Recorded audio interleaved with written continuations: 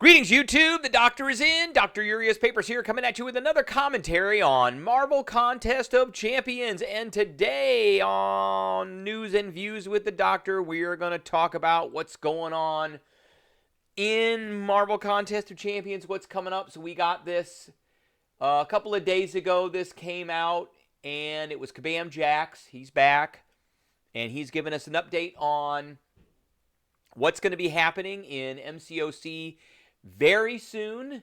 So let's look here. August content. So this is going to be on Friday, 9 a.m. Pacific Standard Time, which is 1300 Eastern Standard Time. You are going to want to be there. I don't know why they have these on Friday morning. Everybody's working. So they really need to have these like at night or on a Saturday. But I mean, it is what it is.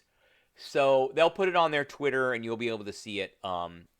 Not live, but I'll watch it later. Maybe we'll watch it together and I'll do a video on it. So we're getting 2 new champs, event and side quest overviews. We're getting a new roadmap to the end of 2023, which isn't really that far away because it's August. So they're going to give us a roadmap for the next 4 months, I guess. Legends Celebration event featuring a special Brutal DLX Legends Challenge. So I think that's the new contest that they're doing when they were doing the Summoners Challenge stuff. Ascension, they're finally going to get around to showing us Ascension. They've been talking about that for over a year. We're getting a return of a fan favorite side quest in October. I don't know what that is. First details about a new niche approaches for 7-star acquisition. I have heard rumors that that is a 7-star Nexus crystal, but we'll see what happens. Some rewards updates, new Alliance Quest system. I'm hoping they're putting a buff into the Alliance Quest because it needs a revamp and a buff to all of its rewards. New monthly Paragon content, okay, and more. So we'll also be giving away a 7-star selector. Don't miss it. So that's just a quick preview of what we're looking at. Now, we did have another thing come out the other day. This was 2 days ago as well. They're going to be redoing Acts 4 and 5. I am hoping, because I haven't heard any of the other YouTubers talk about this.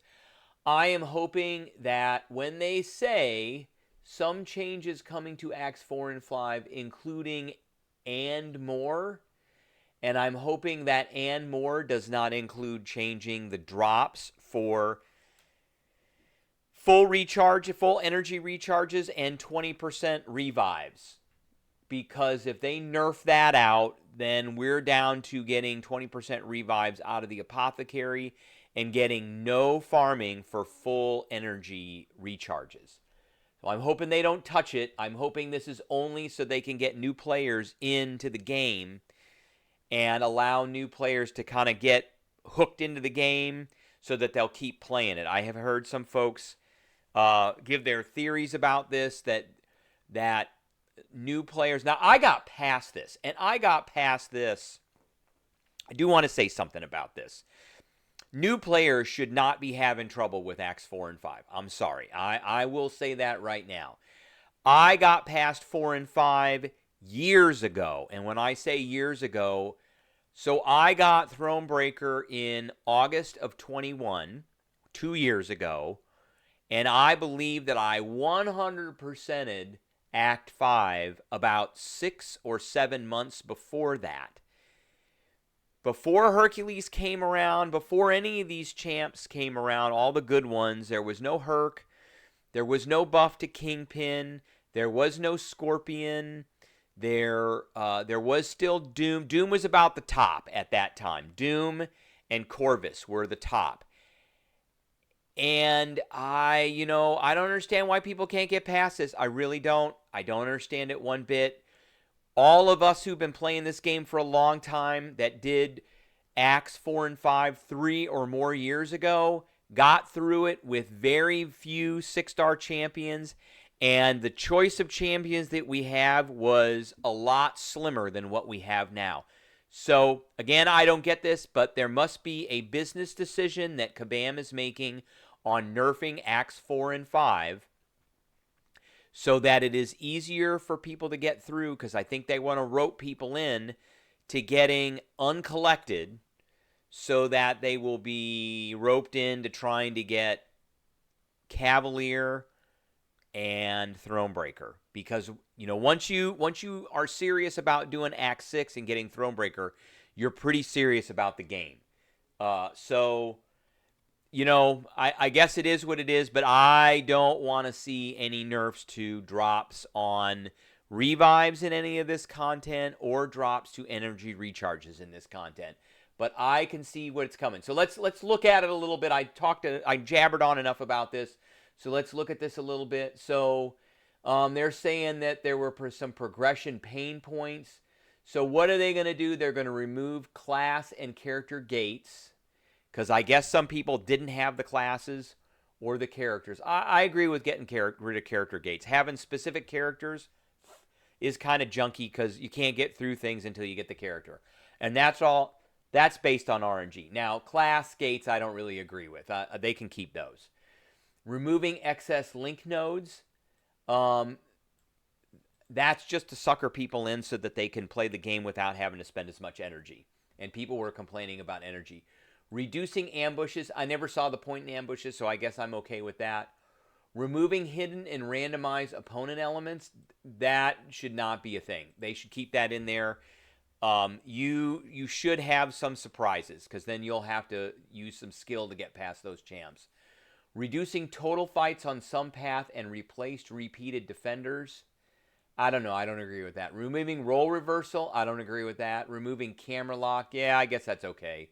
Removing the gate and key system in Act 5. I don't know why people are having trouble with that.